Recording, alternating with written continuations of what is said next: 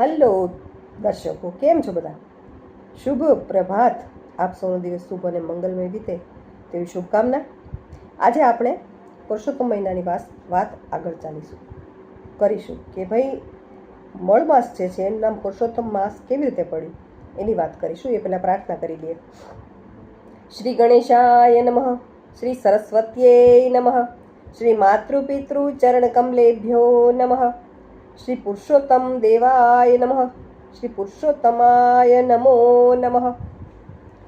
તો દર્શકો, કાલે આપણે જોયું કે મળમાસ ત્રાસ પામીને તિરસ્કૃત થઈને હળદૂત થતો હોય તો એટલે વિષ્ણુ ભગવાન પાસે ગયો વૈકુંઠમાં. ત્યાં જઈને ભગવાને વાત કરી કે પ્રભુ, તમે તો દરેકની આધિ વ્યાધિ ઉપાધિ મટાડો છો, તો મારું દુઃખ દૂર કરો. હું વધારાનો મહિનો છું, મારું કોઈ નામ નથી, મારા કોઈ ઈષ્ટદેવ નથી, એટલે દરેક મને તિરસ્કાર કરે છે. બીજા મહિનાઓ આમ સંબંધે તો મારા ભાઈઓ થાય છે, ભ્રાતાઓ થાય છે, પરંતુ એ પણ મને અડધૂત કરે છે, તિરસ્કૃત કરે છે. એટલે પ્રભુ, હું બહુ ત્રાસી ગયો છું, તો આપ મારો કંઈક ઉપાય કરો. એટલું બોલતા બોલતા વિનંતી કરતાં કરતાં તે મૂર્છિત થઈ ગયો. ગરુડે પોતાની પાંખોથી પવન આપ્યો અને તે ભાનમાં આવ્યો. પછી વિષ્ણુ ભગવાને કહ્યું કે વત્સ, ઉઠ, તારી જે તકલીફ છે એ ચોક્કસ દૂર થશે, પરંતુ એ મારું જે સ્વરૂપ, જે કૃષ્ણ સ્વરૂપ છે, એ તારું દુઃખ દૂર કરશે. ચાલ, હું તને ત્યાં લઈ જાઉં છું. એવું કહી ભગવાન સ્વયં પોતે વૈકુંઠથી 500 કરોડ યોજન દૂર ગોલોક આવેલું છે ત્યાં તેને લઈ ગયા.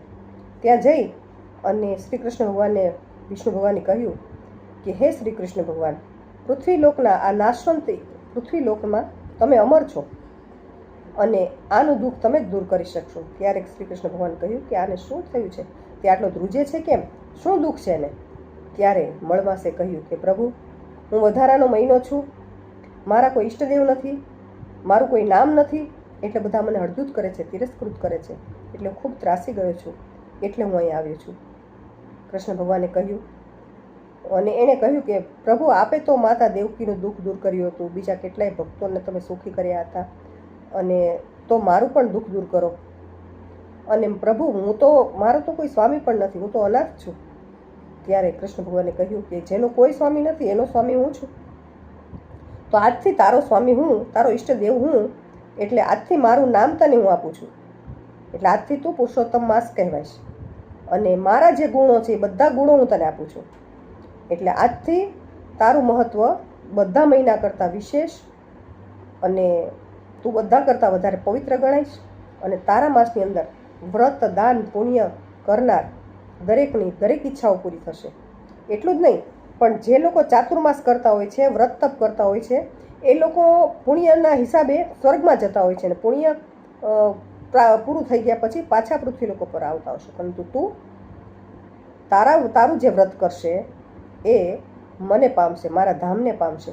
એટલે એ સંસારના ભવસાગરના ચક્રમાંથી છૂટી જશે. એટલે તારું જે શ્રદ્ધાપૂર્વક જે વ્રત કરશે, તપ કરશે, જપ કરશે, દાન કરશે, પુણ્ય કરશે, એ બધી ઈચ્છા પૂરી કરવાની જવાબદારી મારી છે આજથી. એટલે તું નિશ્ચિંત થઈ જા. આજથી તને હું મારું નામ આપું છું, મારા ગુણો આપું છું, અને મારું મહત્ત્વ આપું છું. એટલે તને જે ભજશે એ મને ભજે છે. તારા મહિનામાં જે કાંઈ કરશે એ 1000 ગણું ફળ દરેકને મળશે. જે સામાન્ય રીતે જે કરતા હોય એના કરતાં એને 1000 ગણું ફળ મળશે. ત્યારે એ ખુશ થઈ જાય છે, પગે લાગે છે, અને કહે છે, પછી ભગવાન આગળ પણ એને કહે છે કે આમ જો, તું નિશ્ચિંત થઈ જા અને તું જા પૃથ્વી ઉપર. અને પછી એ ખુશ થયો, પૃથ્વી ઉપર પાછો આવ્યો, અને બધા એની સાથે માનથી જોવા લાગ્યા, કારણ કે એ સ્વયં પુરુષોત્તમ ભગવાનનું સ્વરૂપ હતું. અને એ પુરુષોત્તમ મહિનાની જવાબદારી ભગવાન લીધી હતી. એટલે પુરુષોત્તમ મહિનામાં કંઈ પણ કરે છે, કોઈ પણ ઈચ્છાથી કોઈ વ્યક્તિ કંઈ કરે છે, તો એ બધાની જવાબદારી ભગવાનની છે, દરેક પ્રકારની. એટલે આ વ્રત કરનારને સુખ, સંપત્તિ, સમૃદ્ધિ, ઐશ્વર્ય આ બધું તો મળે જ છે. એટલે કહેવાય ને કે ભોગ અને પછી છેલ્લે મોક્ષ બધું મળે છે. તો ભક્તો, આપણે પણ આ પુરુષોત્તમ મહિનાનું વ્રત કરીશું. આપણાથી શક્ય તેટલું આપણે દાન, પુણ્ય, જપ, તપ, નિયમ, વ્રત બધું કરીશું. તો આપણે આરતીની 2 પંક્તિ સાથે અહીંયા વાતને પૂર્ણ કરીશું. ઉતારો આરતી પુરુષોત્તમ ઘરે આવ્યા. મીરાનું વિષ અમૃત કીધું, મીરાએ તે પ્રેમે પીધું, રણછોડને રીઝવ્યા રે. ઉતારો આરતી પુરુષોત્તમ ઘરે આવ્યા. વસુદેવ સુતં દેવં કૌસચાણુર્મર્દનમ, દેવકી પરમાનંદં કૃષ્ણં વંદે જગદ્ગુરુમ. શ્રી કૃષ્ણ પરમાત્મને નમઃ. શ્રી કૃષ્ણાર્પણમસ્તુ. ચાલો દર્શકો, આવતીકાલે પરસોત્તમ ભગવાનની જ કંઈ નવી વાત સાથે આપણે મળીશું. ત્યાં સુધી સૌને જય શ્રી કૃષ્ણ.